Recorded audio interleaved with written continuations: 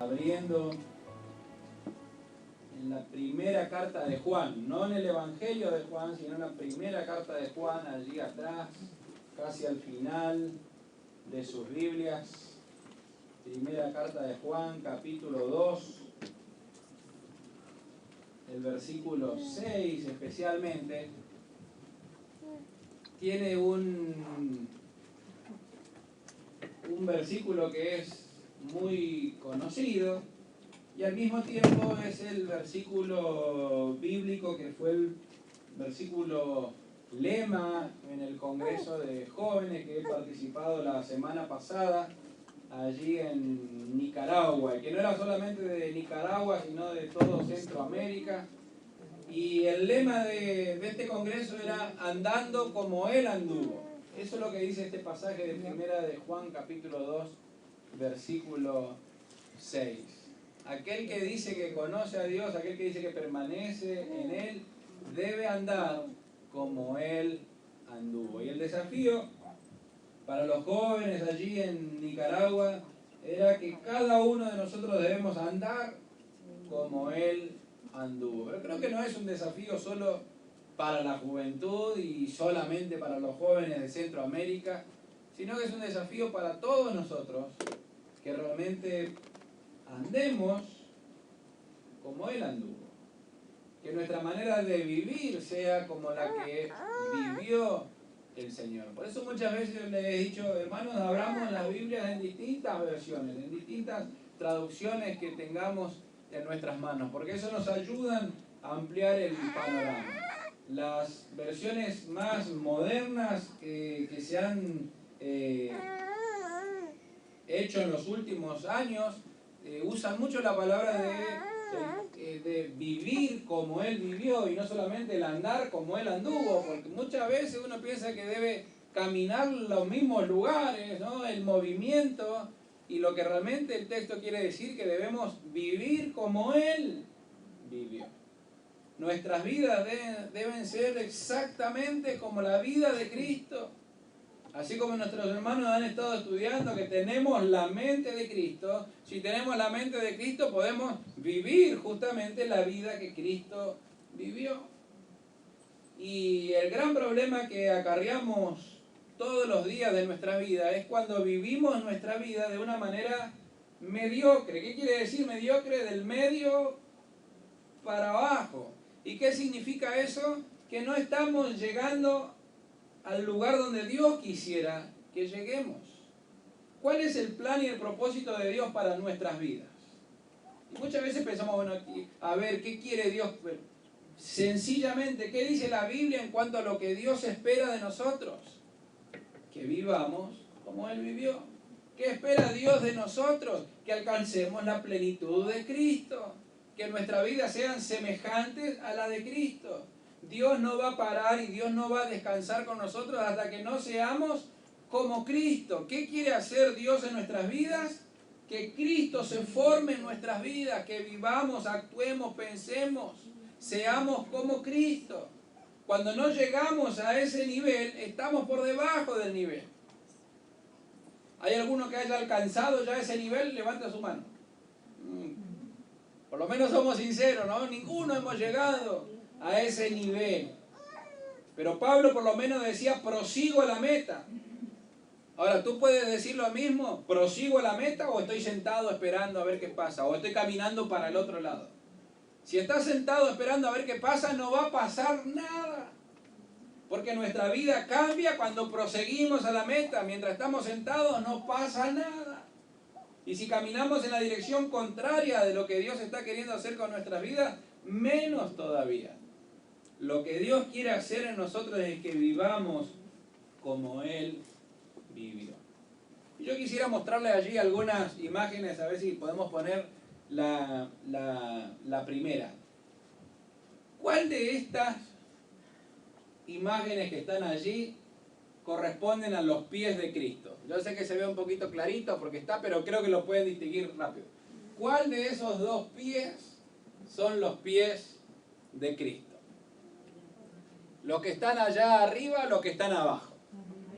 A ver, levante la mano los que dicen que son los que están allá arriba. Baje. ¿Quién dice que los pies de Cristo son los que están aquí abajo? Algunos poquitos. Bueno, ¿quién ganó? A ver, lo que dice que los pies de Cristo son los de arriba. ¿Por qué son los pies de Cristo? A ver, Ivy había levantado la mano. Ambos. Vos decís ambos. No, se tiene que definir por uno, no vale. No. Ambos no. Uno solo, hay que elegir uno solo. ¿Quién dice los de arriba? ¿Por qué decimos que los pies de arriba son los pies de Cristo? Yo creo que muchas veces decimos que los pies de arriba son los pies de Cristo porque así es como lo hemos visto en todas las películas, porque así es como nos imaginamos, porque así es como debe haber vivido Cristo, con una sandalia caminando por la tierra y teniendo allí una túnica. ¿Qué pasaría si yo le diría que esa foto es mía, que son mis pies y eso es una toalla cuando salí de bañarme? Pero entre estos dos pies decimos, no, esos son los pies de Cristo y este no, este de alguien. ¿De quién sería este? ¿De algún joven del día de hoy? Pero hay otros que dijeron que estos son los pies de Cristo. ¿Eso no vieron ninguna película? O cada uno tenemos distintas maneras de ver y de opinar. Pero creo que con esta pequeña imagen podemos darnos cuenta de algunos inconvenientes que estamos teniendo, algunos problemas que la iglesia misma está teniendo. En un pequeño dibujito, en un pequeño gráfico podemos ver muchos problemas profundos que como iglesia podemos llegar a tener. Una es esta, es pensar que Cristo está allá y si Cristo vendría a vivir el día de hoy, se vestiría exactamente igual. Hermanos, si Cristo viviera el día de hoy, no se vestiría de aquella forma, serían estos los pies de Cristo.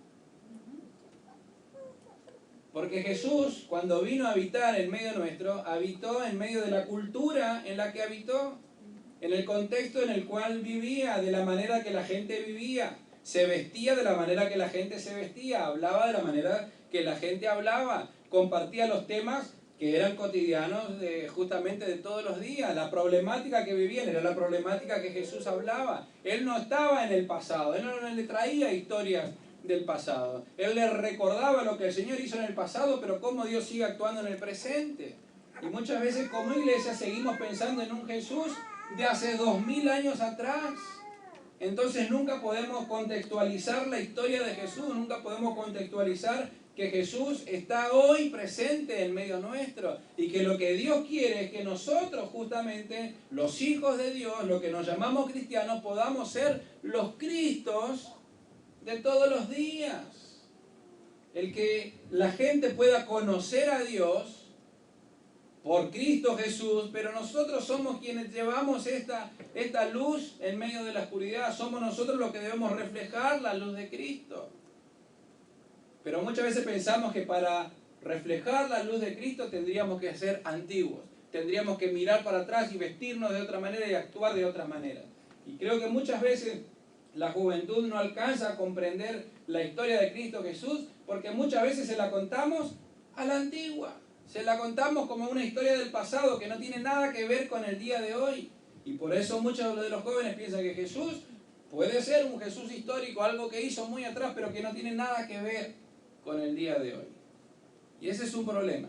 Por eso yo le invito a mirar una vez más allí esta imagen y pensar cuáles son los pies de Cristo. ¿Cuáles son los verdaderos pies de Cristo? Y le puedo asegurar que ni siquiera están en esa imagen. Los pies de Cristo son los que están debajo tuyo. Las manos de Cristo hoy son las que tú tienes. ¿Cómo podemos hacer visible a Cristo hoy? Con nuestra manera de ser, con nuestra manera de actuar, con nuestra manera de pensar. Por eso el desafío, como dice esta primera carta de Juan, es que aprendamos a vivir como Él vivió. Yo le voy a leer en esta versión que se llama Nueva Traducción Viviente, pero ténganla allí presente, por favor. Primera de Juan, capítulo 2. Voy a leer a partir del versículo 1 para que podamos entender todo lo que Juan está diciendo. Dice: mis queridos hijos, les escribo estas cosas para que no pequen. Pero si alguno peca, tenemos un abogado que defiende nuestro caso ante el Padre. Es Jesucristo, el que verdaderamente es justo. Él mismo es el sacrificio que pagó por nuestros pecados, y no solo los nuestros, sino también por los de todo el mundo. Podemos estar seguros de que conocemos a Dios si obedecemos sus mandamientos. Si alguien afirma, yo conozco a Dios, pero no obedece los mandamientos de Dios, es un mentiroso y no vive en la verdad. Pero los que obedecen la palabra de Dios demuestran verdaderamente cuánto lo aman. Así es como sabemos que vivimos en Él. Los que dicen que viven en Dios deben vivir como Jesús vivió. Así dice el texto. Les escribo esto para que no pequen. ¿Cuál es la intención de esta carta que nos llega también a nosotros el día de hoy?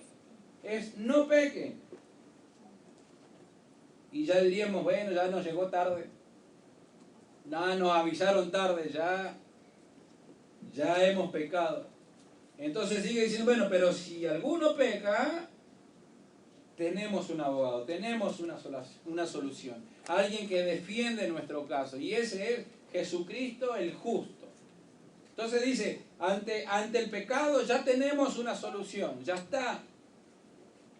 Ya hay alguien que lo ha solucionado. Pero a partir de ahí comienza algo más, ¿no? Y ahí empieza a decir, en esto sabemos, en esto conocemos a Dios. Y creo que el contexto de todo lo que dice una y otra vez tiene que ver con obedecer sus mandamientos. Obedecer su palabra. Podemos estar seguros de que conocemos a Dios si obedecemos sus mandamientos.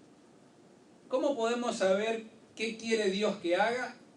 Conociendo sus mandamientos y obedeciendo sus mandamientos. ¿Cómo queremos saber qué decisión Dios quiere que tome? Conociendo sus mandamientos y obedeciendo sus mandamientos. No puedo obedecer un mandamiento que no lo conozco. De la misma manera que no podemos obedecer leyes de este país si no conocemos las leyes de este país. Pero el infringir las leyes de este país no nos hace libres de ninguna manera por no conocerla. No, que no la conozcamos no quiere decir que podamos vivir como querramos. El no conocerla nos hace responsable también de no conocerla. Y en el caso de las leyes de Dios es igual. El no conocer la ley de Dios no nos hace libres. El no conocer la ley de Dios es una responsabilidad porque la ley de Dios está escrita en todas partes, en todo lugar. Toda la creación habla de la ley de Dios. Toda la historia de la humanidad habla de la ley de Dios. Por eso obedecer la ley de Dios es lo que va a marcar nuestras vidas. Nuestra relación con Dios ha de depender por obedecer los mandamientos. Por eso quiero que pensemos en eso. El guardar sus mandamientos no significa agarrar su palabra y guardarla en algún lugar. Hay un pasaje, ¿no? Un salmo que dice, ¿con qué limpiará el joven su camino? Con guardar su palabra. Y los jóvenes, la guardo y ya tengo el camino asegurado. No es con guardarla en algún lugar, menos de usarla como desodorante, ¿no? Guardar la palabra significa obedecer su palabra. Obedecerla. Bueno, de alguna manera es tan sencilla la vida cristiana. No digo que sea fácil llevarla adelante, digo que es muy sencilla en poder entenderla. ¿En qué consiste ser cristiano? En obedecer a Dios. Se terminó, eso es todo. Ahora, cuando no lo hacemos, no podemos llamarnos cristianos. Por eso dice el texto, si alguno afirma, yo conozco a Dios, pero no obedece sus mandamientos, ¿qué dice? El tal es, ¿qué dice el texto? Mentiroso. El que dice, yo conozco a Dios, pero no obedece sus mandamientos, es un mentiroso. ¿Qué significa? En realidad no conoce a Dios. Obedecer sus mandamientos significa conocer a Dios. Conocer a Dios significa obedecer sus mandamientos. No obedecer sus mandamientos significa no conocer a Dios. Porque aquel que conoce realmente a Dios ha de obedecerle.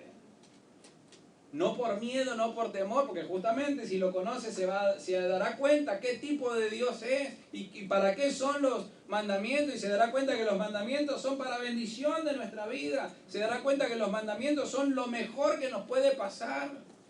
Es el secreto en nuestra vida para poder vivir de la mejor manera. Seguimos arruinando nuestras vidas por tomar las decisiones que nosotros queremos y no por seguir los mandamientos de Dios. Es como cuando alguien le entrega a alguien que está enfermo una dieta a seguir, y siguiendo la dieta se empieza a sentir bien y saludable. Dice, ¿por qué no lo hice antes? Si nosotros reconocemos que los mandamientos del Señor son para nuestro bien, lo haríamos todos los días. Pero como nosotros pensamos que los mandamientos de Dios son para arruinar nuestras vidas, entonces no lo hacemos. Pero dígame la verdad, ¿sus decisiones arruinan su vida o la benefician? Yo creo que las que nosotros vamos tomando nos vamos enterrando cada vez más y más. Y cada vez que nos vamos más profundo, tomamos otro tipo de decisiones que en vez de solucionar, siguen metiéndonos más y más profundo. ¿Cuándo usted encontró una solución en su vida? ¿Cuándo usted salió de una situación difícil? Y les puedo asegurar, el día que usted dijo, Señor, quiero obedecerte, empieza a cambiar las cosas. La obediencia a la palabra de Dios es el cambio en nuestra vida. Y según este pasaje bíblico, yo encuentro allí en estos dos versículos finales, en el 5 y en el 6, por lo menos 4 características que nos enseñan acerca del obedecer la palabra de Dios. Dale el primero, Flor, por favor. Obedecer su mandamiento es la evidencia de que le conocemos. Todo el contexto, como le dije, tiene que ver con obedecer la palabra de Dios. La palabra de Dios no nos fue dado para que la conozcamos. La palabra de Dios nos fue dada para que la obedezcamos. Es lo que le dijo Dios a Moisés cuando le entregó los mandamientos. Pero cuando Moisés se lo pasó también al que lo iba a suceder, a Josué, ¿se acuerdan lo que le dice? Todo, creo que nos acordamos de Josué 1:9, ¿no? Esfuérzate y sé valiente, no temas, no desmayes, porque yo estaré contigo. Nos acordamos de ese versículo, pero ¿qué dicen todos los versículos que están alrededor? Mira que te mando, pero que medites en ellos, que los guardes, que no te vayas ni a diestra ni a derecha. O sea, de eso nos olvidamos. Nos acordamos solamente de que Dios va a estar con nosotros, pero nos olvidamos que nos dice que obedezcamos todo lo que está allí, de día y de noche, que pensemos, que meditemos, de que de esto sea de lo que hablemos con nuestra familia, con nuestros hijos, se lo repetiremos a todos. Todo lo que habla la palabra de Dios tiene que ver con obedecer sus mandamientos. El mismo Jesús cuando pone un ejemplo, ¿no? ¿Quién es el que hace la voluntad del Padre? ¿Aquel que obedeció o aquel que dijo solamente sí voy a hacer la voluntad del Padre? Es aquel que obedece. La obediencia a los mandamientos es justamente la evidencia de que conocemos a Dios. Cuando los demás nos miran a nosotros, ¿qué estamos evidenciando? ¿Qué es lo que muestra nuestra vida? ¿Que conocemos a Dios o que no conocemos a Dios? Nosotros podemos decirle a mucha gente que conocemos a Dios, pero la evidencia en nuestra vida, si le conocemos, es si obedecemos sus mandamientos. Si no obedecemos sus mandamientos, no podemos evidenciar que le conocemos. Al contrario, evidenciamos que no le conocemos. Cuando nuestra vida evidencia que estamos en cosas que no son los mandamientos de Dios, estamos diciendo abiertamente, no conozco a Dios.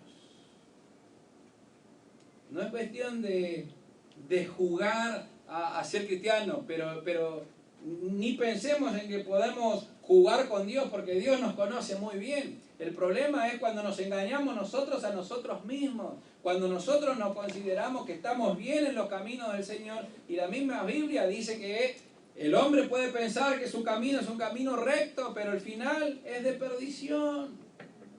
Podemos engañarnos a nosotros mismos, y no hay nada peor que engañarse a uno mismo. Uno puede llegar a engañar a otra persona. Y sale dolida la otra persona, y sale perjudicada la otra persona, y también el engañador. Pero no hay nada peor ni nada más tonto que engañarse a uno mismo. Porque el que se engaña a uno mismo sabe que se está engañando. Eso es lo trágico de todo esto. Por eso la evidencia de que conocemos a Dios es la obediencia a sus mandamientos. ¿Estás obedeciendo los mandatos de Dios? Si lo estás haciendo, esa es la evidencia de que estamos conociendo a Dios. La segunda que podemos encontrar es que obedecer sus mandamientos es la evidencia de que le amamos. Dice en distintas versiones, dice que el amor de Dios se ha perfeccionado en la persona, se ha perfeccionado en él. La versión que yo leía dice que cuando obedecemos la palabra demostramos que verdaderamente amamos a Dios. La obediencia a los mandamientos de Dios no es por miedo, es por amor. Porque nos damos cuenta que lo que Dios nos está pidiendo es porque nos ama. Cuando Dios dice sí, es porque ese sí va a ser de beneficio para nuestras vidas. Y cuando Dios dice no, es porque ese no es el beneficio para nuestras vidas. Como padres amamos a nuestros hijos y nosotros muchas veces nos equivocamos. Gracias a Dios, Dios no se equivoca. Nosotros como padres sí nos equivocamos y aún con nuestros errores queremos y buscamos lo mejor para nuestros hijos. Cuando le decimos sí a nuestros hijos es porque creemos que ese sí es lo mejor para nuestros hijos. Y cuando le decimos no a nuestros hijos es porque creemos que ese no es lo mejor para nuestros hijos. No le decimos no para arruinarle la vida, al contrario, le decimos no porque no queremos que se la arruinen solo. Si nosotros, siendo pecadores, y nosotros que no somos perfectos, buscamos lo mejor para nuestros hijos, ¿cuánto más nuestro Padre Celestial, quien es perfecto, quien es todo amor, quien busca lo mejor para nosotros? En sus mandamientos demuestra justamente que está buscando lo mejor para nuestras vidas. Obedecer sus mandamientos es también una evidencia de que amamos a Dios. Hay otros pasajes de la Biblia que dice: nadie puede decir que ama a Dios y desprecia al que está al lado. Nadie dice que puede amar a Dios y no ayudar al que está en necesidad. Porque aquel que dice que ama a Dios y no ayuda a este, el tal es mentiroso. Lo mismo que dice este pasaje: el que dice que conoce a Dios pero no obedece su mandamiento es mentiroso. El que dice que ama a Dios pero no ayuda al prójimo es mentiroso, no ama a Dios. No se engaña a sí mismo, no quiere engañar a nadie. Obedecer los mandamientos es la evidencia de que amamos a Dios. Lo tercero que podemos encontrar es que obedecer sus mandamientos... Ahí está en cámara lenta, Florencia. Es la evidencia de que estamos unidos a Él. Así dice este pasaje: así es como sabemos que vivimos en Él, que estamos junto a Él, que estamos unidos a Él. ¿Cómo podemos saber que estamos en el Señor? Si estamos obedeciendo sus mandamientos.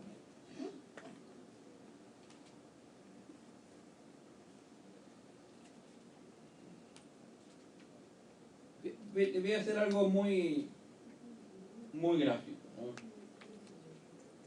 Usted está viviendo en obediencia. Bueno, cuando digo usted, porque estoy parado nomás acá, pero ese usted nos pega a todos, ¿no? Y ustedes saben que cuando uno marca con un dedo hay tres para el otro lado. ¿Estamos viviendo en obediencia o en desobediencia a Dios?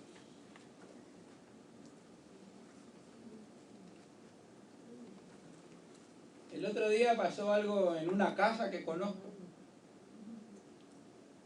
que la madre le dijo a su hija: hace 5 minutos que te dije algo y no lo estás haciendo. Y todavía dura la desobediencia. A veces pensamos que cuando papá nos dice corré la silla, y si no la corro, ahí desobedecí y listo. Pero mientras no lo hago, sigo desobedeciendo. Pasa el tiempo y sigo desobedeciendo. Y pasa el tiempo y uno dice, bueno, fue una sola vez. No, fue una vez, pero mire todo lo que dura. Mire todo lo que dura. Mire todo. Hasta que no lo haga, está en desobediencia. Entonces, ¿cuántas cosas no hemos hecho de lo que Dios nos ha pedido? Y ya diríamos, ya estoy en desobediencia. Ya ni merezco llamarme cristiano. Ya estamos... Bueno, por eso empezamos por lo que dice adelante. Si hemos pecado, tenemos un abogado que nos defiende, ¿no? Es lo primero que nos dice Juan. Tenemos un abogado que nos defiende. Jesucristo nos defiende. No hay problema allí, pero seamos criteriosos en la manera en la que estamos viviendo. Obedecer los mandamientos del Señor es la evidencia de que le conocemos. Obedecer los mandamientos de Dios es la evidencia de que le amamos. Obedecer los mandamientos del Señor es la evidencia de que estamos unidos a Él. Y por último, el cuarto que veo allí es que obedecer los mandamientos de Dios es la evidencia, ponerle el otro, de que permanecemos en Él. No solamente que estamos unidos a Él, sino que estamos constantemente, permanecemos en Él. Permanecer significa llegar hasta el lugar y quedarse allí. A veces nosotros hemos estado unidos al Señor porque en algún momento de nuestra vida tomamos una decisión y le dimos la mano al Señor. Como que estamos unidos a Él, pero después seguimos haciendo lo que queremos. El mismo Juan es el que escribe, cuando escribe el Evangelio de Juan, capítulo 15, ese famoso pasaje que dice, separados de mí, nada podéis hacer. Cuando Jesús está hablando de que debemos permanecer en el Señor. Que aquellas ramas que no permanecen en el Señor, dice que son cortadas y echadas fuera. ¿Por qué? Porque debemos permanecer en el Señor. Y la única manera de llevar fruto es si permanecemos en el Señor. La única manera de evidenciar algo en nuestras vidas es si permanecemos en el Señor. El gran problema de nuestras vidas el día de hoy es no permanecer, no ser constante. Si cada uno de nosotros con ojos críticos y verdaderos nos miramos a cada uno de nosotros, nos damos cuenta que no somos constantes y ese es nuestro peor pecado. Podemos decir que conocemos a Dios, podemos decir que amamos a Dios, podemos decir que estamos haciendo el mejor intento, pero cuando decimos que no somos constantes, allí nos damos cuenta de que ese es el punto que fracasa el resto de las cosas. Cuando nuestra vida no es constante, nos lleva al fracaso. Lo único que nos lleva a un éxito seguro es siendo constante. No que va a venir pronto, pero siendo constante vamos a salir adelante. Y en los caminos del Señor es igual, siendo constantes es la única manera de seguir en sus caminos. Siendo inconstantes no vamos para ningún lado. Yendo para arriba, para abajo, para el costado, un paso adelante, dos atrás, no vamos a ningún lado. El permanecer, el ser constantes en el Señor es la única garantía de poder avanzar. Si queremos vivir como Él vivió, si queremos andar como Él anduvo, la única manera de poder hacerlo es si somos fieles a sus mandamientos, si obedecemos sus mandamientos. ¿Y cómo podemos evidenciar que estamos obedeciendo sus mandamientos? Si le conocemos, si le amamos, si estamos unidos a Él y si permanecemos en Él. Ese es un desafío que cada uno debe tomarlo como propio. En este pasaje no podemos ninguno de nosotros mirar al que está al lado. Nos habla a cada uno de nosotros. No nos queda ni la fuerza de levantar nuestra mirada para tratar de juzgar a otro. Nos está hablando a cada uno de nosotros. Cuando nos damos cuenta que la palabra de Dios primero nos habla a nosotros y cambia nuestra vida y transforma nuestras vidas, recién allí el Señor nos hace levantar la mirada para poder ayudar a los demás. Hermano, el día de hoy es solamente mirar cada uno para nuestro propio interior, hacer una autoevaluación. ¿Me llamo cristiano? ¿Me digo a mí mismo cristiano? ¿Me llamo yo a mí mismo que conozco a Dios, que amo a Dios, que obedezco a Dios? Bueno, que nuestras vidas evidencien que conocemos a Dios. Y la única manera de hacerlo es si obedecemos sus mandamientos. Que el Señor nos bendiga. Que el Señor nos dé la fuerza que necesitamos para vivir como Él vivió y vivir como Él quiere que vivamos cada uno de nosotros.